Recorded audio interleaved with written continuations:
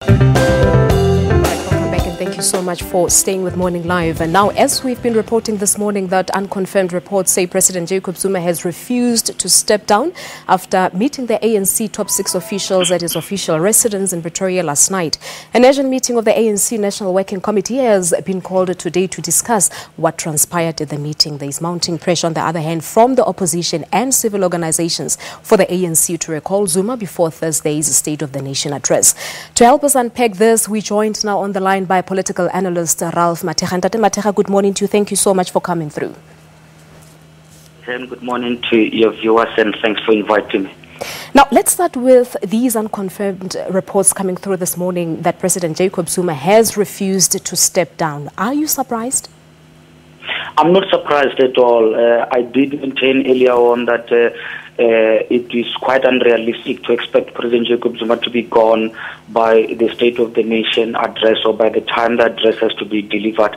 I think this is because ANC members have handled this thing in a manner that it has created unreasonable expectations in this regard. And this is because I think they fail to appreciate how delicate this kind of a process of managing President Jacob Zuma's exit would be, and the manner in which they've carried themselves in the last, since the beginning of the year, it has been ANC members trading ultimatums to each other regarding President Jacob Zuma's continued hold on power.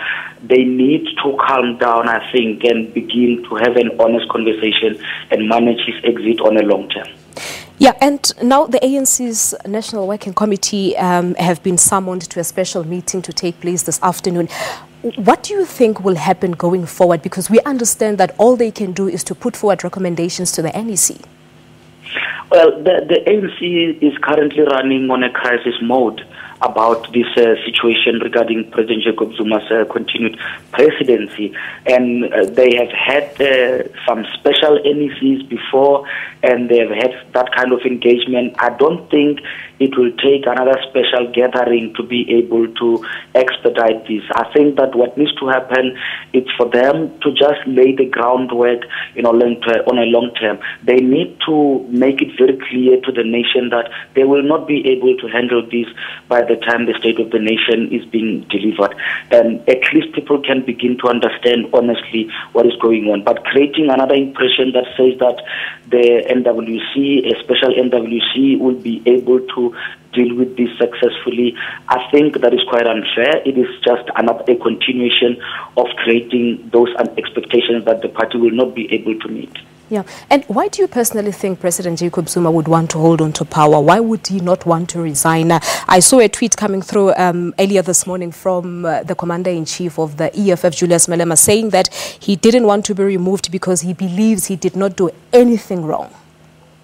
Throughout his presidency, President Jacob Zuma never believed he has done anything wrong.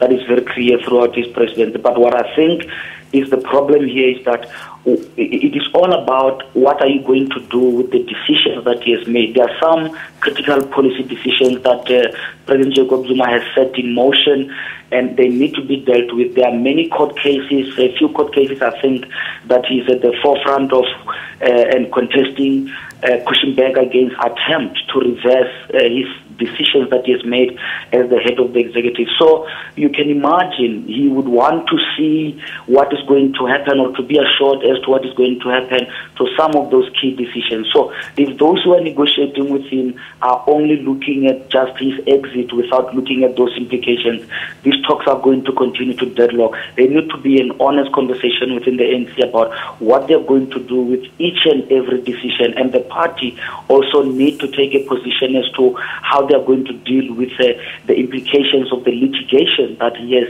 championed. So if they can deal with those issues, in my mind, I don't see the reason why he needs to hold on. He's holding on because of the level of uncertainty about those decisions.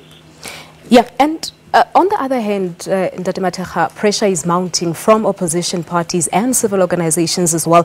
We're reporting again this morning that EFF has actually written a letter to the Speaker of the National Assembly about concerns that the 22nd of Feb, which has been set for the motion of no confidence against the President, is a little too late. They want it done this week before the State of the Nation address that's scheduled to take place on Thursday. I think that the opposition is quite disingenuous in the manner in which they're dealing with this.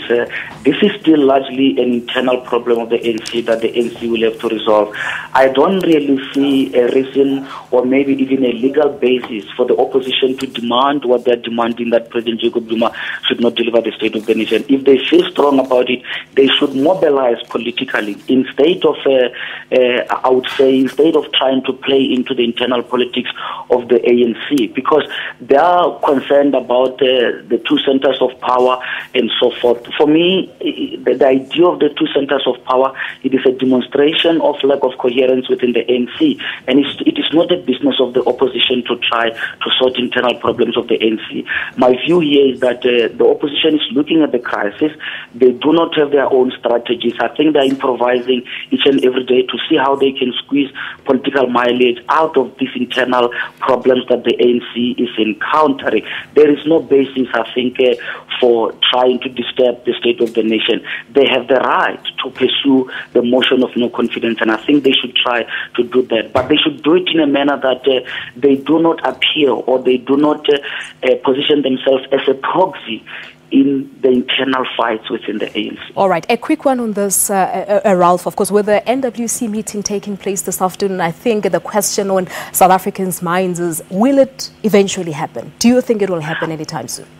I don't think so. I don't think that the meeting will take place, but I don't think the meeting will be able to assist in expediting this. I don't think this will take a single encounter, a special meeting whatsoever. This is supposed to be a long-term negotiation. They ought to be talking constantly about this without creating a sense that a single meeting will deal with this. All right, we'll leave it at that. Thank you so much to political analyst Ralph Mathekga talking to us about what transpired overnight in relation to the top six of the ANC's meeting in Pretoria. Let's take